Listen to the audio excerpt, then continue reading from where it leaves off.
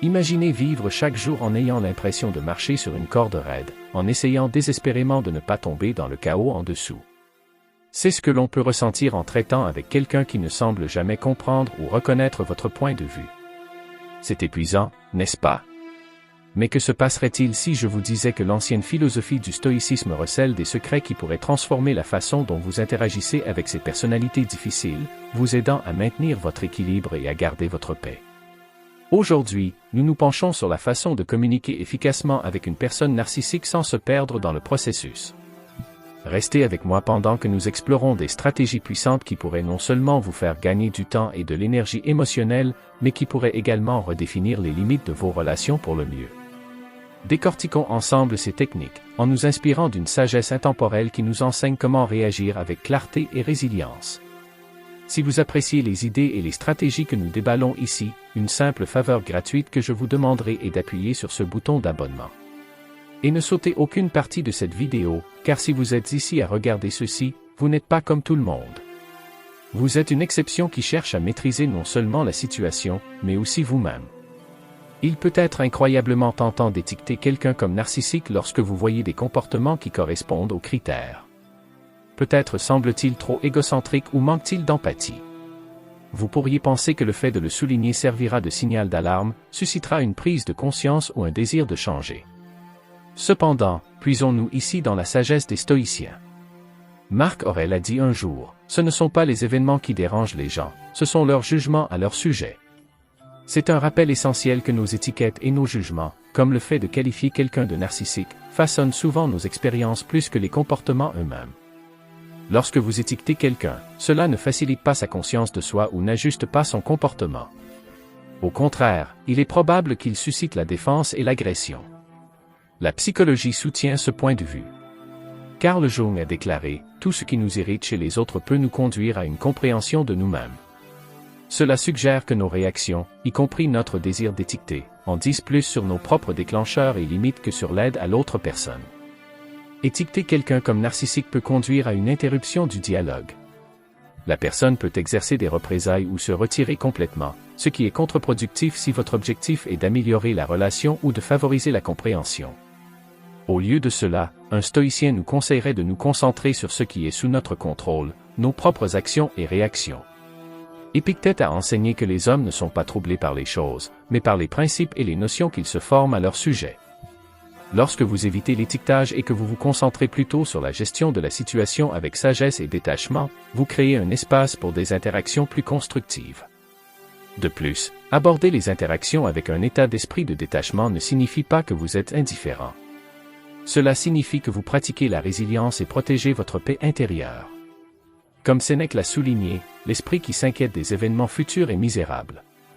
En ne vous concentrant pas sur le changement des traits de l'autre personne, mais plutôt sur la façon dont vous pouvez interagir efficacement avec elle, vous maintenez votre sérénité et votre efficacité. En pratique, cela signifie s'engager dans des conversations qui se concentrent sur des comportements spécifiques et leurs impacts plutôt que sur des défauts de caractère. Discutez de ce que certaines actions vous font ressentir plutôt que d'accuser ou d'étiqueter. Aristote croyait au juste milieu, trouvant l'équilibre vertueux entre les extrêmes. Dans ce cas, il s'agit d'équilibrer une communication honnête avec une retenue émotionnelle. Cette approche encourage le dialogue et la croissance potentielle sans les barrières que les labels peuvent créer. En résumé, rappelez-vous que la sagesse réside dans le choix de vos mots avec soin et la concentration sur des actions qui construisent la compréhension plutôt que les divisions. Cette approche s'aligne non seulement sur la philosophie stoïcienne, mais aussi sur les meilleures pratiques conseillées par la psychologie moderne.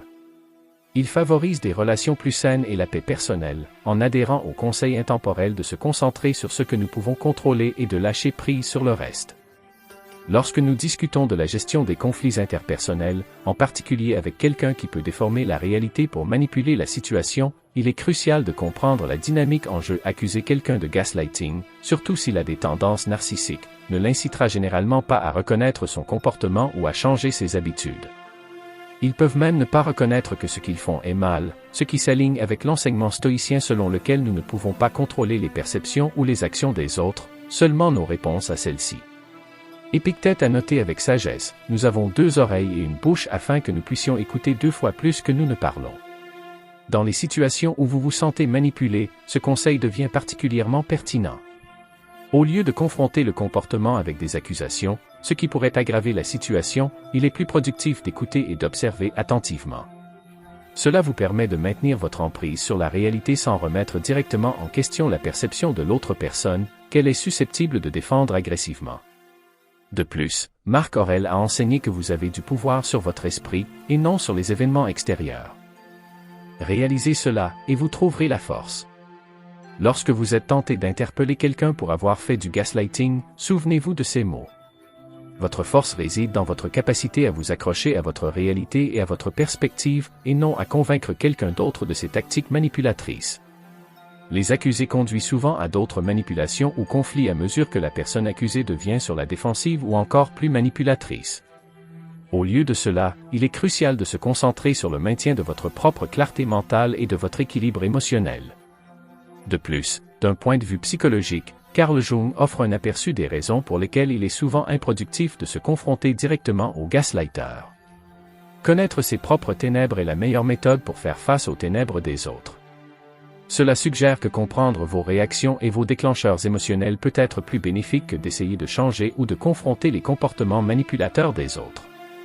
Lorsque vous vous concentrez sur votre conscience interne et votre résilience, vous êtes mieux équipé pour gérer les interactions difficiles sans perdre votre équilibre. L'approche de Socrate en matière de questionnement incessant, visant à exposer les contradictions dans la pensée de ses interlocuteurs, peut également être adaptée ici. Plutôt que des accusations directes, poser des questions claires et calmes sur les écarts que vous remarquez peut être un moyen subtil d'attirer l'attention sur la réalité de la situation sans confrontation directe. Cette méthode permet de garder le dialogue ouvert et peut parfois amener l'autre personne à voir elle-même les incohérences de ses déclarations. Bien qu'il soit naturel de vouloir affronter et arrêter directement le comportement de gaslighting, l'approche stoïcienne consistant à se concentrer sur la maîtrise de soi et le maintien de l'intégrité personnelle offre une stratégie plus efficace. En préservant votre point de vue et en évitant les débats infructueux, vous protégez votre santé mentale et gardez le dessus dans cette dynamique complexe. N'oubliez pas que votre pouvoir réside dans la façon dont vous réagissez, et non dans le changement de comportement des autres. Après d'innombrables interactions où les modèles semblent gravés dans le marbre, vous pourriez atteindre un point où vous croyez que le changement est impossible pour la personne avec laquelle vous traitez. La tentation de dire que vous ne changerez jamais peut être écrasante. Vous pourriez penser qu'en les défiant avec l'idée qu'ils sont incapables de changer, vous pourriez déclencher une sorte de transformation. Mais voyons pourquoi, à travers une lentille stoïcienne, exprimer cette croyance n'est peut-être pas l'approche la plus efficace. Le stoïcisme nous enseigne la valeur de se concentrer sur nos propres actions et réactions, en mettant l'accent sur l'importance de la maîtrise de soi et de l'acceptation des autres tels qu'ils sont, et non tels que nous souhaitons qu'ils soient. Lorsque vous dites à quelqu'un qu'il ne pourra jamais changer, non seulement vous fermez la porte à son potentiel de croissance, mais vous ancrez également vos attentes à une perception statique de son caractère. Cela peut créer une prophétie autoréalisatrice où les deux parties se comportent comme si le changement était effectivement impossible, ce qui étouffe tout potentiel de développement positif. De plus, prétendre que quelqu'un ne changera jamais peut conduire à une réaction défensive ou hostile. Cela pourrait renforcer encore plus leur comportement actuel, car ils pourraient se sentir rejetés ou incompris plutôt que motivés à réfléchir ou à reconsidérer leurs actions. D'un point de vue stoïcien, il est plus bénéfique de maintenir une position de détachement émotionnel face à des comportements difficiles.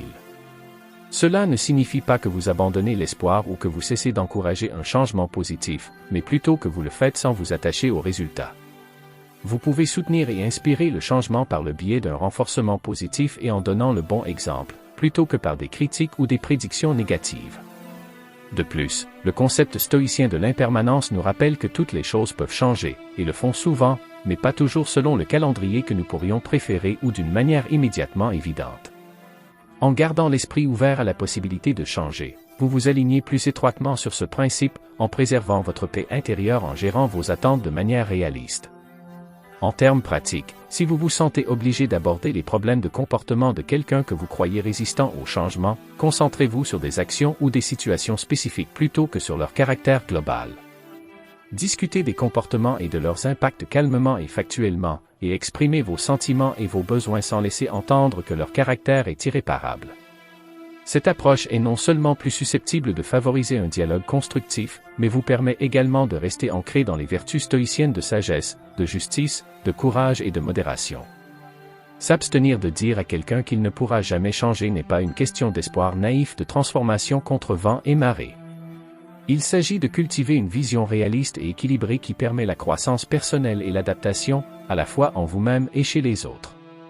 Sans vous empêtrer émotionnellement dans le dénouement, vous restez ainsi libre de répondre à chaque nouvelle situation avec clarté et efficacité, incarnant l'idéal stoïcien de vivre en accord avec la nature, qui inclut notre propre nature et celle de ceux qui nous entourent. 4. Ne dites pas à la personne narcissique que vous ne lui pardonnez pas. Discuter du pardon, en particulier de son absence, est une question complexe, en particulier dans les interactions caractérisées par un comportement narcissique. Le stoïcisme nous apprend à aborder de telles situations en mettant l'accent sur la tranquillité intérieure plutôt que sur les expressions extérieures de condamnation ou de pardon. Marc Aurèle a un jour conseillé « Soyez tolérant avec les autres et strict avec vous-même ». Cela implique que le pardon, à la base, ne concerne pas nécessairement les actions de l'autre personne, mais le maintien de votre propre sérénité et de votre intégrité morale. Dire à quelqu'un que vous ne lui pardonnez pas sert généralement à faire monter les tensions plutôt qu'à les résoudre. Cela peut conduire à une augmentation des conflits et peut perpétuer des émotions négatives des deux côtés. La vision stoïcienne, influencée par des penseurs comme Épictète, suggère que ce n'est pas ce qui vous arrive, mais la façon dont vous y réagissez qui compte. Lorsque vous choisissez de dire à quelqu'un que vous ne lui pardonnez pas, vous vous concentrez sur la réaction plutôt que sur une réponse constructive. Vous pouvez vous sentir momentanément justifié, mais cela ne fait souvent pas grand-chose pour promouvoir votre propre paix ou pour améliorer la situation. De plus, le pardon dans le stoïcisme peut être considéré comme un exercice de compréhension des limites et des échecs des autres. Sénèque a dit « L'erreur est humaine, le pardon divin ». Il ne s'agit pas de suggérer qu'il faut toujours pardonner, mais que la capacité de pardonner ou de retenir le pardon devrait provenir d'un lieu de compassion et de compréhension, et non de la colère ou d'un désir de rétribution. Lorsque vous avez affaire à quelqu'un qui présente des traits narcissiques, annoncer votre non-pardon ne correspond pas à l'idéal stoïcien de cultiver la vertu et la résilience émotionnelle. Aristote contribue à cette discussion en mettant l'accent sur le juste milieu, la vertu de trouver l'équilibre entre l'excès et la carence. Dans le cas du pardon, cela signifie naviguer entre les extrêmes de la rancune et de l'offre d'un pardon prématuré qui peut ne pas reconnaître une blessure ou un acte répréhensible authentique. En choisissant de ne pas déclarer explicitement le non-pardon, vous restez sur un chemin équilibré qui permet la santé émotionnelle personnelle et l'évaluation objective des relations. Carl Jung a également noté l'importance psychologique d'intégrer les aspects de l'ombre pour atteindre l'individuation et la croissance personnelle. Il soutiendrait que comprendre les parties les plus sombres de nous-mêmes et des autres sans jugement ou réaction immédiate peut conduire à des connaissances plus profondes et à une maturité émotionnelle. Ce concept soutient l'idée du pardon silencieux ou de la distanciation émotionnelle, où vous reconnaissez le comportement blessant mais choisissez un chemin de guérison qui n'implique pas de confrontation. En termes pratiques, au lieu de dire à quelqu'un que vous ne lui pardonnez pas, envisagez de vous concentrer sur les comportements que vous pouvez accepter, sur la façon dont vous pouvez fixer des limites saines et sur les façons dont vous pouvez aller de l'avant avec ou sans cette personne dans votre vie. Cela ne signifie pas que vous ignorez le mal qui vous a été fait. Cela signifie plutôt que vous choisissez un chemin plus personnel et plus axé sur l'intérieur vers le rétablissement, un chemin qui ne dépend pas de la reconnaissance ou des excuses de l'autre, mais de votre propre bien-être et de votre paix. Bien que le concept de ne pas pardonner à quelqu'un puisse sembler stimulant, il conduit souvent à plus de troubles personnels que de résolutions. L'approche stoïcienne nous guiderait à nous concentrer sur notre propre paix intérieure, notre détachement émotionnel et notre vertu personnelle, favorisant un environnement dans lequel nous pouvons nous épanouir, quelle que soit la façon dont les autres choisissent de se comporter. De cette façon, nous maintenons non seulement notre paix, mais aussi notre pouvoir de naviguer dans des dynamiques interpersonnelles complexes. Merci beaucoup de vous joindre à moi aujourd'hui. J'espère que ces idées vous aideront à naviguer dans vos relations avec plus de paix et de compréhension, en embrassant les vertus stoïciennes de sagesse et de résilience émotionnelle. N'oubliez pas que la force réside en vous et que chaque interaction est une occasion de mettre en pratique vos principes. Si vous avez trouvé cette vidéo utile, veuillez consulter les vidéos suggérées à l'écran pour plus de conseils et d'inspiration. Merci de faire partie de la communauté du Stoic Journal. Ensemble, nous apprenons, nous grandissons et nous trouvons notre chemin vers la paix intérieure. Prenez soin de vous, et je vous verrai dans la prochaine vidéo.